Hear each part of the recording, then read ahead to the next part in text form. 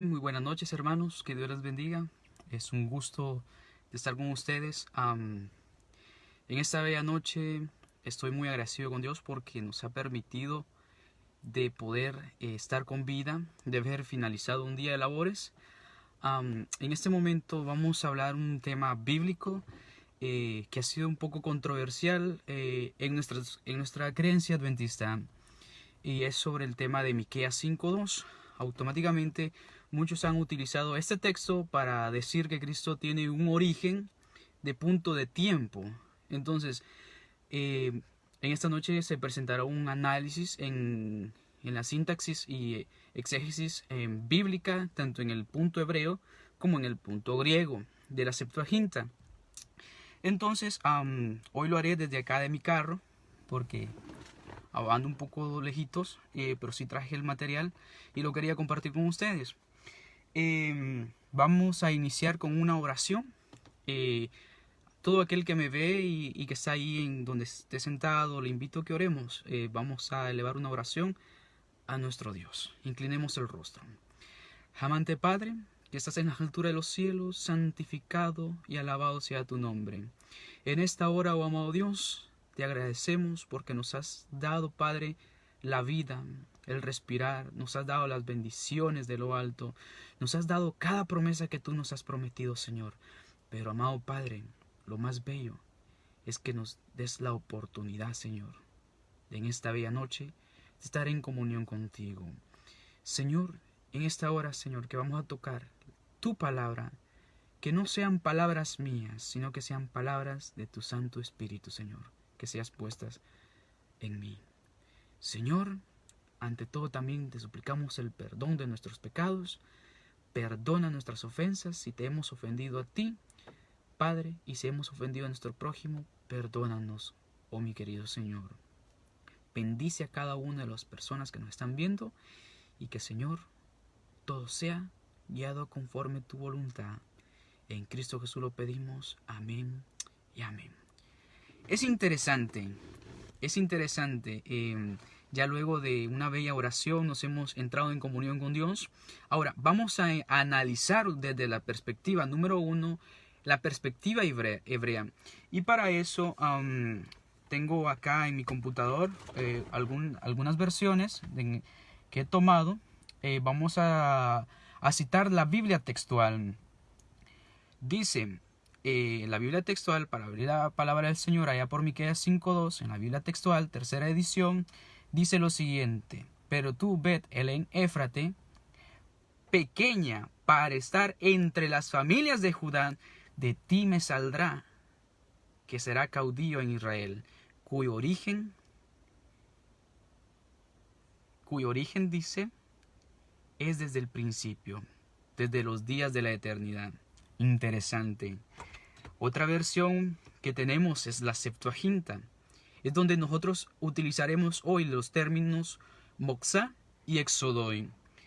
Punto número 2 de la Septuaginta dice: y tú, Belén, dice, casa de Éfrata, eres tú para estar entre millares de Judá. De ti me saldrá para que sea en príncipe, y sus salidas desde el principio de los días del siglo.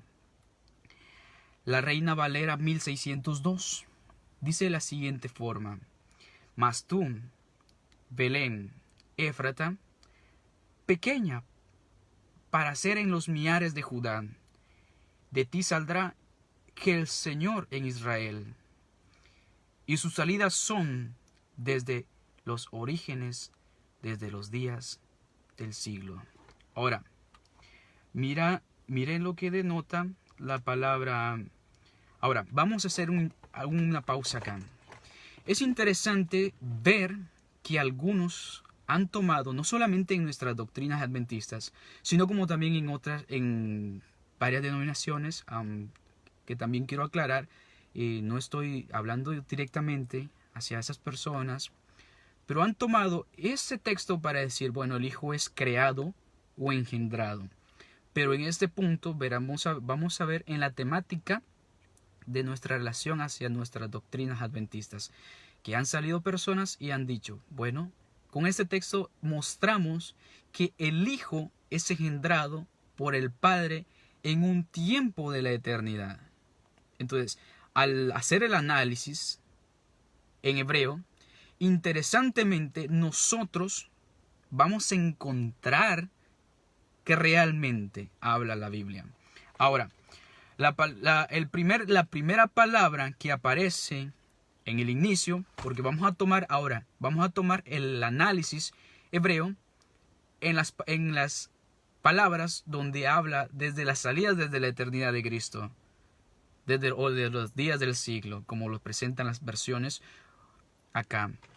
Ahora, si ustedes, la primera palabra es min, la cual se traduce como una preposición en el contexto hebreo.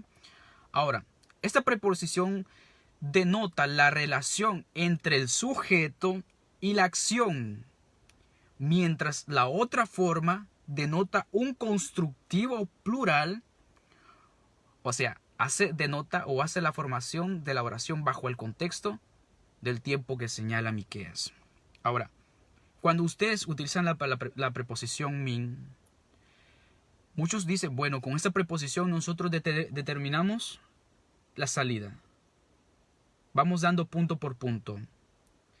Ahora, igualmente, miren todos, interesantemente, cuando se habla en la construcción plural, es la acción conjunta que denota bajo el contexto de la oración. Ahora, ¿qué estaba hablando Miqueas según la palabra min? Ahora, la segunda palabra a la que vamos a pasar es moxam. Ahora, moxam tiene una estructura muy compuesta, un sustantivo femenino plural absoluto. El sustantivo indica la acción del sujeto bajo cualquier contexto, ya sea en hebreo o en griego. Ahora, el absoluto plural denota acciones ilimitadas, denota acciones ilimitadas.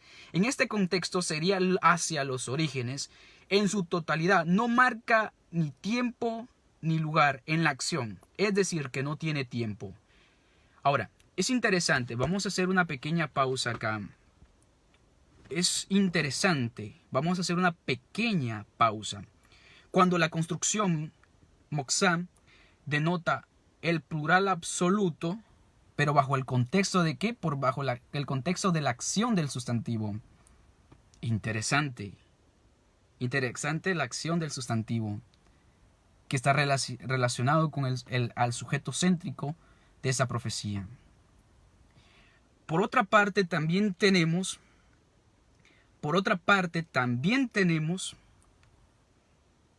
una acción ilimitada de tiempo. O sea, decir absolutamente que cuando se habla de la acción eterna, automáticamente algunos dicen, no, eso no es una acción eterna, sino que es una acción de tiempo en el cual sucedió. Aunque muchos dicen, bueno, a la hora de presentarles el texto y el análisis, muchos dicen y uno les pregunta, bueno, ¿tienen algún texto que relacione este origen con la palabra moxá? Cuando se habla que la acción de moxá es un plural absoluto que denota una acción ilimitada. O sea, una acción que no tiene tiempo. Ilimitada significa algo que se expande, que no tiene límites. Es el antónimo de limitado. Ahora, algo interesante. Es decir, cuando vamos a la composición. Ahora, es interesante. Cuando la palabra moxá, la moxá tiene una composición muy interesante. Moxá denota el pronominal sufijo en tercera persona. Es interesante. Iniciamos con el pronominal. El pronominal se traduce en esta acción un tiempo atrás. Ahora, ¿por qué el tiempo atrás? Cuando tú ves en la acción del tiempo atrás y tú denotas, bueno, si en la primera cláusula de Miqueas 5.2 habla de las salidas del Hijo, entonces es interesante saber de que la primera cláusula dice, bueno, de ti saldrá, oh Belén. O sea, está refiriendo a un lugar. Pero mientras la segunda cláusula, cuando vemos de los días desde la eternidad, de Miqueas 5:2, automáticamente la palabra moxá, por estar en un prefijo suminal, en un prefijo pronominal, sufijo en tercera persona, estaba indicando a la elección del sujeto. En este caso sería Jesús, quien iba la profecía apuntaba al nacimiento de Cristo, pero sus orígenes eran desde la eternidad. Ahora, interesantemente, está relacionado con una voz media. Interesantemente, está relacionado con una voz media con la persona de la oración. En este caso, el sufijo se vuelve enfático a la agregación de la tercera persona en singular. Aplica hacia el sujeto directo como único de la oración. Automáticamente en la voz media denota un tiempo atrás en el contexto hebreo. Sencillamente. Entonces, cuando uno utiliza esta palabra, no puede decir, bueno, que la palabra moxá va a dar un origen de Cristo. Cuando vemos que la primera cláusula, moxá, no estipula, sino que habla en los orígenes de Cristo hacia ¿dónde? Hacia Belén. Pero en el nacimiento terrenal de Cristo. La segunda cláusula que tenemos es olam. Es la tercera palabra. Es la tercera palabra que nos vuelve otra vez a decir la palabra min. Bueno, ya vimos la composición de la palabra min, que se traduce como una preposición. Denota la relación entre el sujeto y la acción. Mientras esta la forma un constructivo plural que denota o hace la formación de la oración bajo el contexto de tiempo. ¿Qué quiere decir esto? Que está denotado en una acción muy, pero muy activa. ¿Qué quiero decir con esto? Quiero decir de que automáticamente el contexto inmediato denota la acción de donde viene Cristo. Viene desde donde, desde los días, desde la eternidad, donde a venir acá al mundo. Sencillamente. Ahorita vamos a hacer el siguiente análisis de la palabra número 4, que es queden. Una palabra muy interesante que ha sido muy debatida, pero muy mal traducida. Cuando hablamos de la palabra queden, miren, queden es interesante, siempre va indicando con sustantivo en el contexto de Miqueas 5:2 en el hebreo. Queden indica al sujeto, en esta vez bajo el contexto en donde que se hace masculino, es el género de que complementa la acción, mientras el singular dice habla sobre el número de sujeto, que es exponer. También tenemos un absoluto interesante, denota una forma independiente. Ahora, ¿qué quiero decir con la forma independiente? Con toda esta composición, automáticamente que el punto de tiempo o lugar es eterno. Es eterno. Automáticamente queden también está denotando acciones eternas, no acciones que tengan un tiempo de origen, sino más bien un tiempo de origen eterno, que no tiene principio ni tiene fin. Vamos a la siguiente cláusula de la palabra olam. Olam, de la eternidad. Ahora, cuando hablamos de olam, es interesante. Olam es un sustantivo.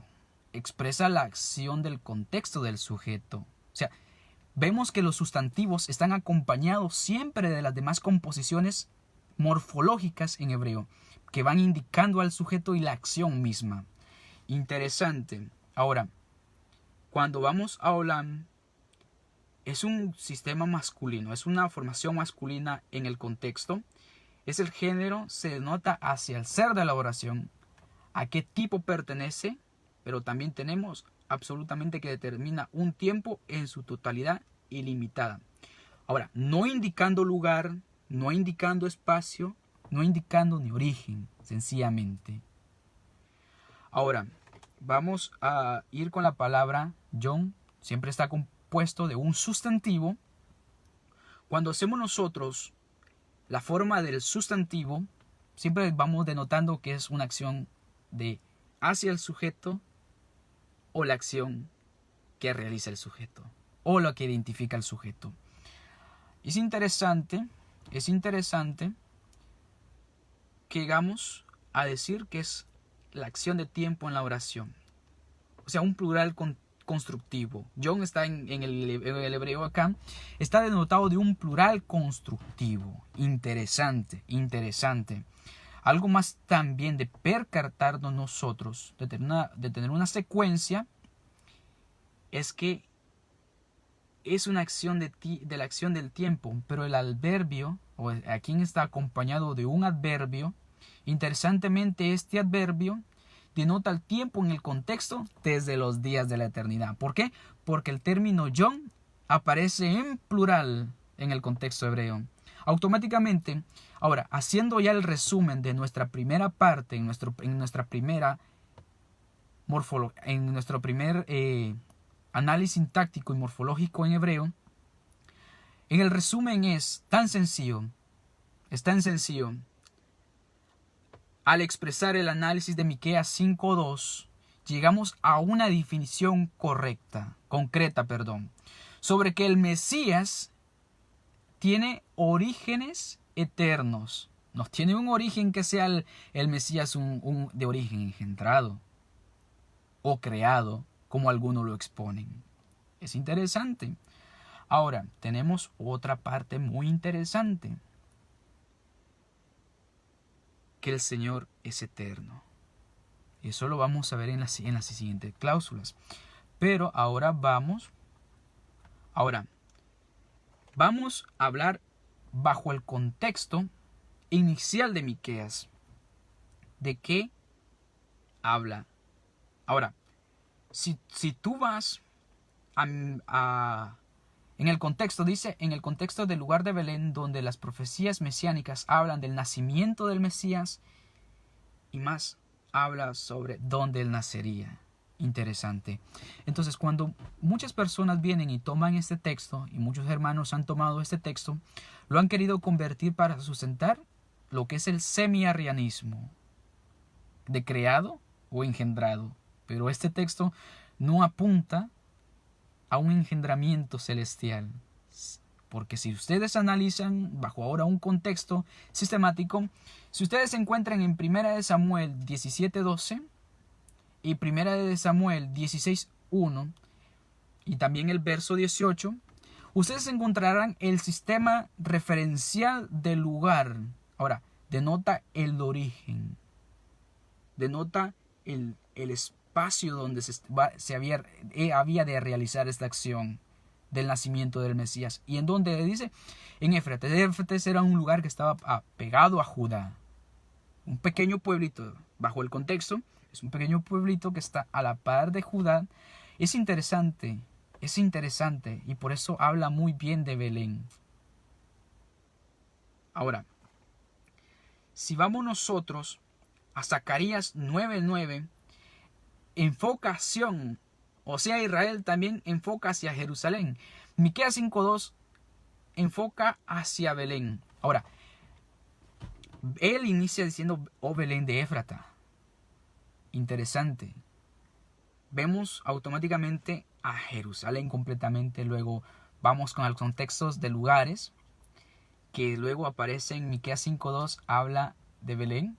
Ahora, Mateo del 2 al 1 al 2 describe generalmente el nacimiento de Cristo. Denota claramente el engendramiento de Cristo, pero como un engendramiento terrenal. ¿Por medio de quién? Por medio de la obra del Espíritu Santo.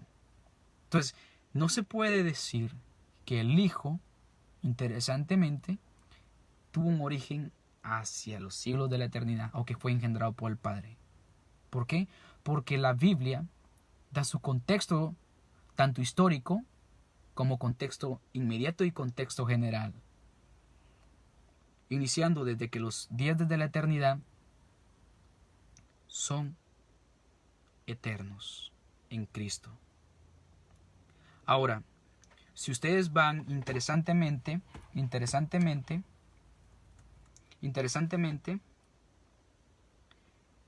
hemos descubierto en dónde el Mesías iba a nacer. Iba a nacer en Belén. Miqueas 5:2 es una profecía mesiánica que apuntaba al nacimiento de Cristo. Ahora, Miqueas enfatiza a Cristo como un ser engendrado en la eternidad. Ahora, miren, interesante en las profecías mesiánicas. Isaías 9:6, si ustedes conocen este texto, es un texto muy conocido, una profecía muy linda que describe el nacimiento de Cristo y cómo iba a ser llamado en el contexto hebreo. Es interesante que Cristo describe el nacimiento de Cristo en la tierra, pero aún así Él es llamado Padre Eterno. O sea, Cristo iba a venir y en Isaías 9:6 se le llama Padre Eterno. Automáticamente, aún antes de su engendramiento en la tierra, Él era ¿qué? Padre Eterno. Interesante cómo se le llama a Jesús. Cristo es Dios con nosotros. Mateo 1:23. Mateo 1:23 describe que Jesús es que Dios con nosotros. Automáticamente es llamado Padre Eterno por el profeta Isaías. Pero aún así, Cristo estuvo con nosotros y aún Él era Dios. Interesante. Ahora, si nosotros vamos a Habacuc 1:12, determina que nuestro Dios, antes de venir a este mundo, era eterno. Era eterno. Interesante. Habacuc 1:12 describe las mismas composiciones morfológicas de Miqueas 5:2. Y es necesario comprender aún más para aquellos hermanos adventistas que creen en el engendramiento, que el Hijo aún es eterno. ¿Por qué? Porque Salmos 92 lo describe. Antes de todo, Dios era eterno. Y si Isaías llama a Jesús Padre Eterno, y Jesús es el Dios del Antiguo Testamento, automáticamente Jesús es eterno desde la eternidad, antes de la fundación de este mundo. Ahora, es interesante porque también Salmos 93:2 dice, desde la antigüedad existía Él. Ahora, ¿por qué estoy dando los textos de esta forma? Lo quiero hacer de una forma muy resumida y entendible.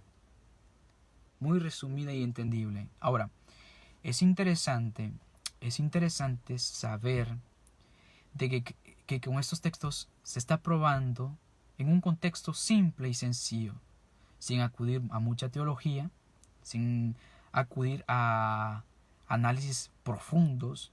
Sí se hizo un análisis en hebreo, un análisis muy sencillo, en el cual ahora vamos a dar nuestra primera conclusión de nuestra primera cláusula. Automáticamente, nadie puede decir que el Hijo ha tenido un tiempo de origen. Número 1. Número 2. Jesús es eterno. Juan 1:1 lo describe. Pero vamos a hacer en un otro video el análisis de Juan 1:1 desde la perspectiva en griego. Porque dice, en el principio era el Verbo. Y el Verbo estaba con Dios. Y el Verbo era Dios. Automáticamente el Logos o el Dabar era eterno, al igual que el Padre. Ahora, Apocalipsis habla mucho sobre ello. Isaías, vamos en un tema especial acerca de la eternidad de Cristo. Pero en esta ocasión estamos hablando sobre el análisis de Miqueas 5:2 de la palabra moxá y exodoi. Otro punto muy interesante. Voy a citar a algunos comentaristas, que no van a ser muchos, van a ser 2 comentaristas. Ahora, comentaristas acerca de Miqueas 5:2. Aproximadamente son alrededor de 72 comentaristas bíblicos que han hablado mucho acerca de este tema. Pero en esta ocasión voy a resaltar a dos grandes eruditos, como es el caso de Baker y Bentley. Mire lo que dice Baker y Bentley. ¿Quién será este príncipe? Todos los antiguos intérpretes pensaban de él como el Mesías. El testimonio de los Targumes también favorecen a la interpretación mesiánica de la profecía. Locknever incluye a Miqueas 5:2 entre los pasajes aceptados por el judaísmo a causa de su aplicación directa al Mesías. Automáticamente tenemos la primera referencia en el contexto histórico de que Cristo iba a venir a nacer. ¿Dónde? Aquel príncipe que las profecías mesiánicas se apuntaban. Ahora mira lo que dice Baker y Bentley. O sea, estaba hablando directamente de que Cristo era el príncipe que muchos esperaban. Y era una profecía mesiánica que apuntaba al nacimiento de Cristo. Si citamos, tenemos otro comentario muy bien hecho. Dice Wake, también lo dice Brose, en Baker, David, Alexander y Desmond y Walcott y Brose Taylor Old Testament Commentary.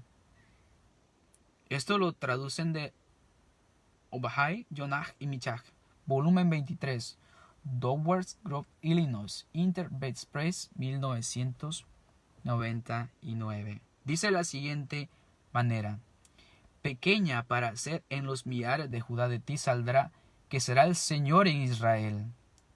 De Belén. Es una ciudad situada a pocas millas de Jerusalén, la gran ciudad, la preferencia de Dios por Belén. En el lugar de Jerusalén muestra su preferencia en los humildes y aquellos sin presunta importancia. En un lugar de los grandes y poderosos hay muchos ejemplos de esto en las Escrituras. Los ejemplos más significantes para este texto incluyen la selección de Dios por David, el hijo más joven e improbable de Isaí, y el hecho que Dios dio a su propio hijo, en forma de bebé en un pesebre, un hijo que moriría en la cruz para salvar al mundo. Acá les enfocaré automáticamente de donde estoy leyendo, desde mi computador. Es un análisis que tengo hecho ya desde unos cuantos mesecitos atrás, pero es interesante. Es interesante de que saber de que Dios había de dar a su hijo para que viniera por nosotros a morir, como dice San Juan 3:16. Es interesante que estos dos grandes eruditos, es un conjunto de eruditos que están hablando acá, que hablan sobre la salida del Señor, que son de dónde, de un lugar de engendramiento, que se había de cumplir el nacimiento del Mesías en Belén. Sencillamente, no hay otra argumentación. Bueno, al menos que alguien presente algún estudio que ha tenido. Y en cierta ocasión hablaba con un amigo sobre esto. Nuestro hermano querido Esteban es uno de los mejores gramatólogos que yo conozco. Y hablábamos sobre las terminaciones y hemos llegado a la conclusión, incluso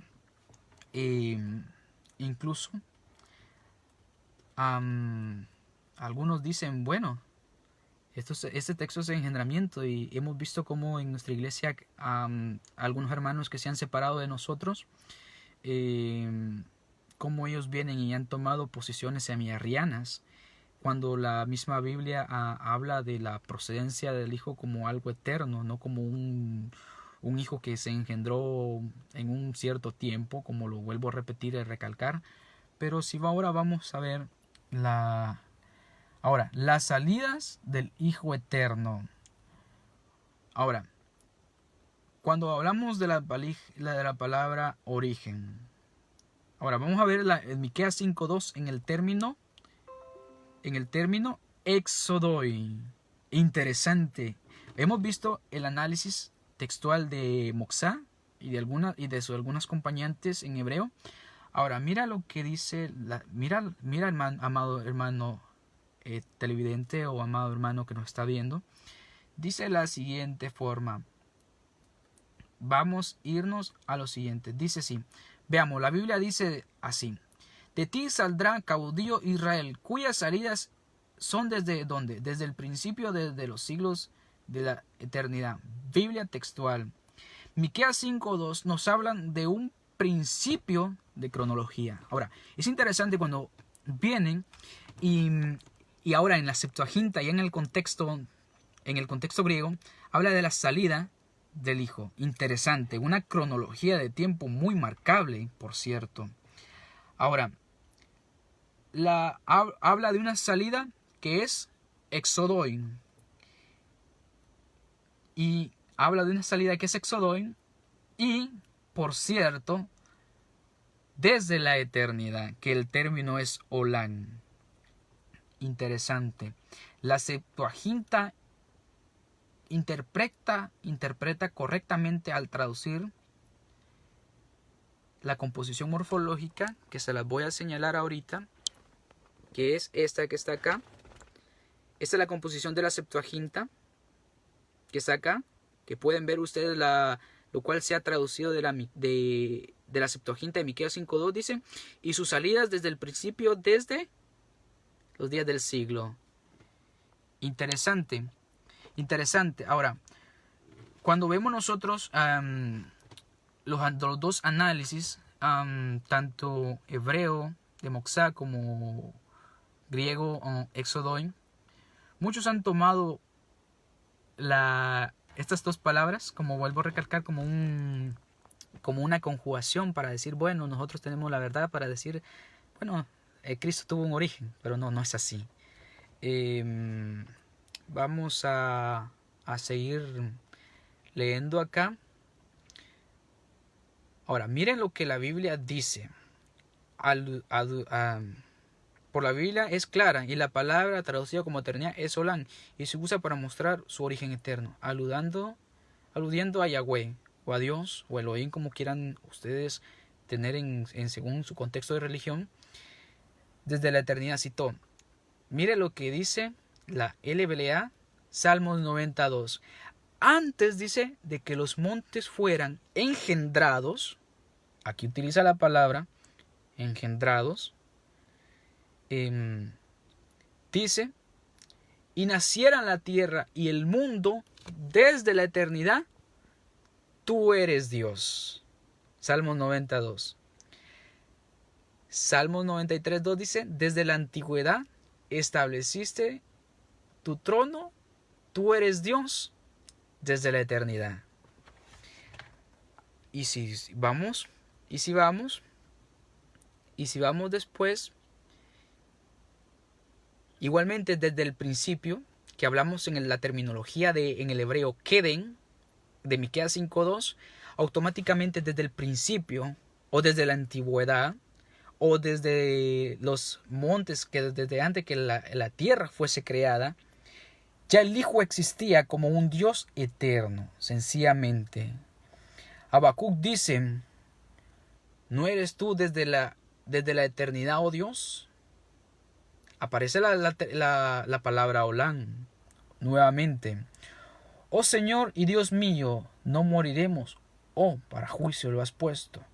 Tú, oh roca, lo has establecido para corrección. Y automáticamente a Jesús en el Nuevo Testamento se le llama como ¿qué? La roca, la piedra angular. Y es interesante, y por allá por los libros de Pedro y por los libros de Pablo también expresa que Cristo ha sido que la roca rechazada, la cual ha venido a ser cabeza y ángulo de la iglesia. Es interesante establecer en ese punto sistemático sencillo de que Cristo tiene un origen eterno al igual que el Padre. Ahora, Juan 1:1 dice, en el principio era el verbo, y utiliza el imperfecto imei. Interesante. Cuando utiliza el imperfecto imei y la preposición en. O sea, el Logos no vino a existir, Él ya era. Sencillamente el Logos, o que era Cristo, ya existía desde la eternidad, juntamente con el Padre. Interesante. Vamos a ir a también a... Me gusta alguno de los comentarios. Por ejemplo, Wexco de Gospel According de St. John, page 1, page 2, que es la página 2, dice: en imperfecto el texto original sugiere en esta relación tanto como el lenguaje humano puede expresarlo, la noción de existencia absoluta y supratemporal. Automáticamente, Westcott da un análisis completo en el tiempo imperfecto de Juan 1.1, aclareciendo la eternidad absolutamente del Hijo. A.T. Robinson, en su comentario sobre Juan 1.1 en Word Pictures of the New Testament, dice que Juan utilizó el verbo en el imperfecto de email, que se traduce como era o ya existía, sencillamente. Es interesante. Y no el aoristo tiempo pasado para indicar eternidad. Automáticamente, en este caso, no utiliza aoristo tiempo pasado para indicar eternidad, sino que A.T. Robertson denota la acción del verbo Amy como también de la preposición en como algo que ya era o existía, sencillamente. Otra de las partes fundamentales, vamos a ver de dónde sale el Hijo, porque muchos utilizan Primera de Juan 1.18, que habla que el Hijo está en el seno del Padre. La palabra seno se traduce como colpos.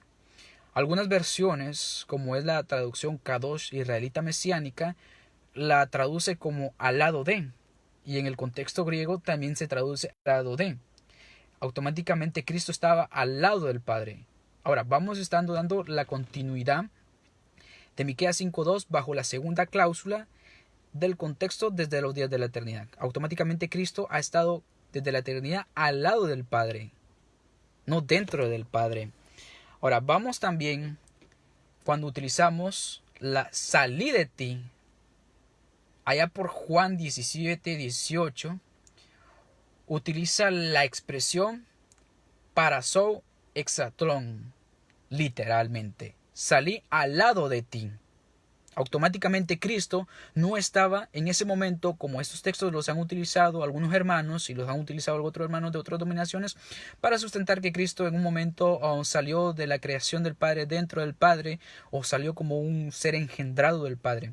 Pero automáticamente cuando se refiere parasou exatlón en San Juan 17.8, se traduce como salí al lado de ti. Automáticamente Cristo dice salí al lado de ti, Padre, no dentro de ti, Padre. Cuando nosotros utilizamos también la expresión de San Juan 16:27, para tu teu exatlón, yo salí al lado de Dios. Automáticamente Cristo dice yo salí al lado de Dios. Y Juan 1.18 dice que él estaba al lado del Padre. Interesante cómo la Biblia va dando de dónde está la procedencia geográfica del Hijo. ¿Que está dónde? Siempre al lado del Padre, o salió del Padre. En San Juan 7:29 dice, para outu eimi, del lado de él procedo. Interesante. O de Dios es salido. Ectou teo exatlón. Es interesante, de Dios he salido. Que algunos dicen, bueno, con este texto dice, bueno, miren, Cristo dijo que Él ha salido del Padre, pero cuando ellos no hacen un análisis sintáctico de una forma simple, cuando ellos no se ponen a ver lo que dice la Biblia, automáticamente Cristo dice, yo he estado al lado del Padre. Y puedo seguir con ya con los últimos textos, fuera de Dios he salido. Ectou exatlon, Juan 8:42. Salí del Padre, San Juan 16:20 tiene la composición o la estructura de exatlon, ectu patros, sencillamente. Y cuando vamos al término rapa, del mismo contexto de San Juan, habla que Cristo ha estado al lado de, automáticamente.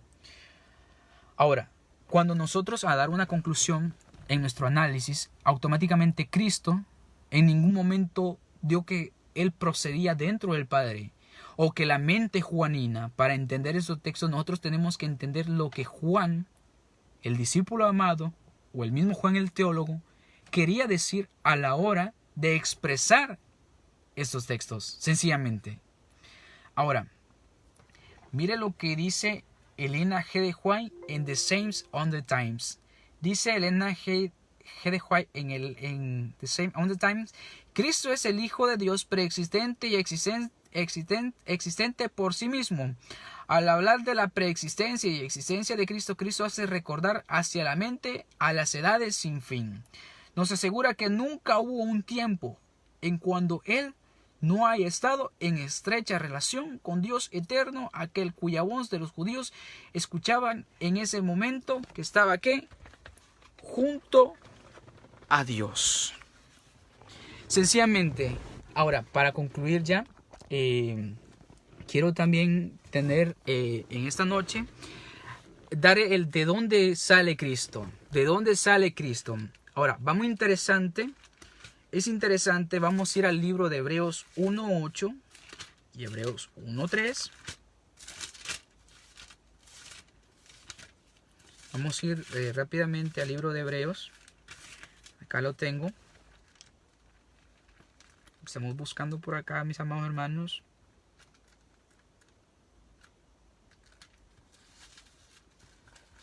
El libro de Hebreos 1.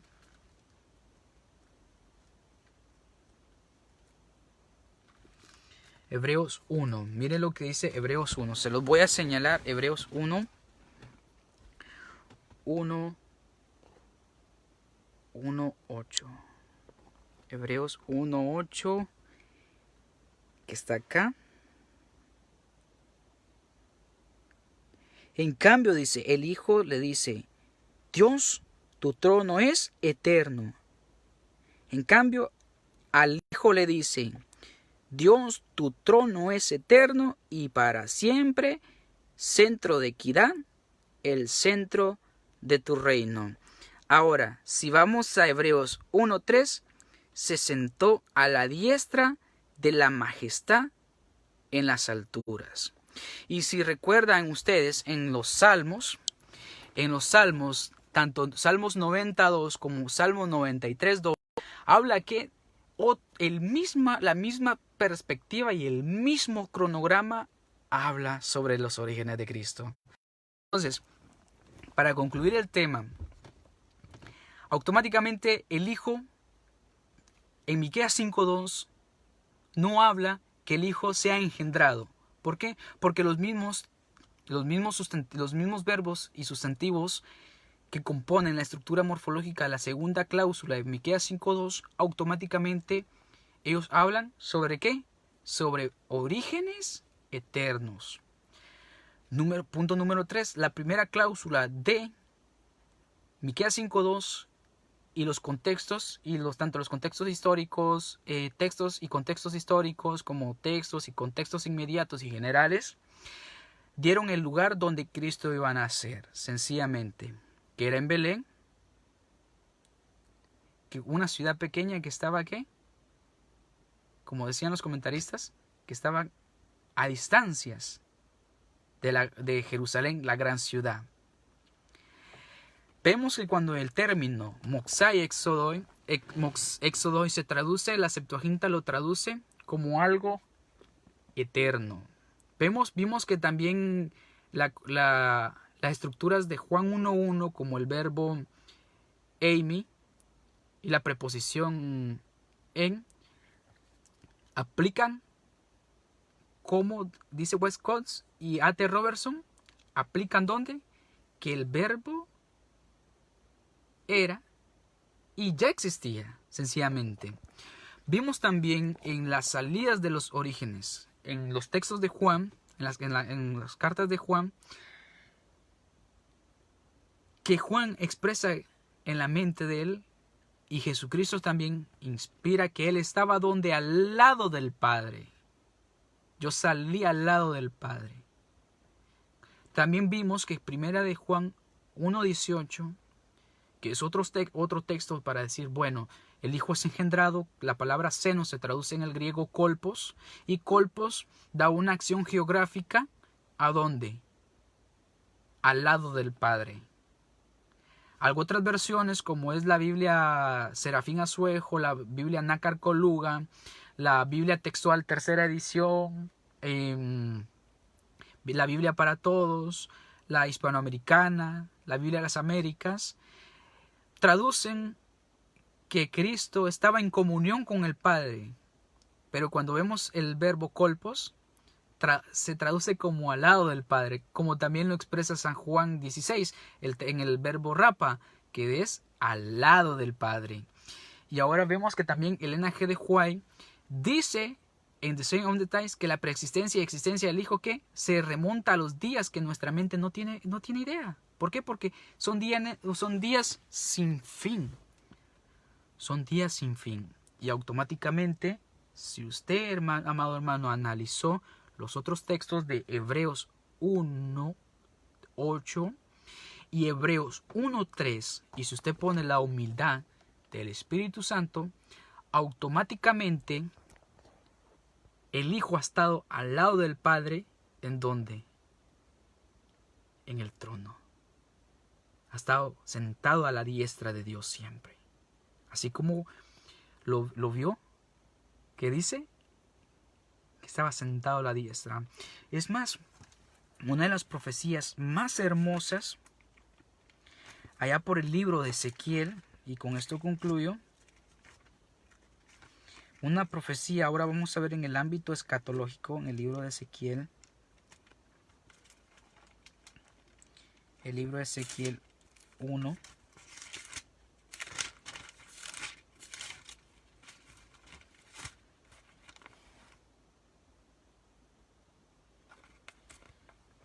Ezequiel 1 dice de la siguiente forma.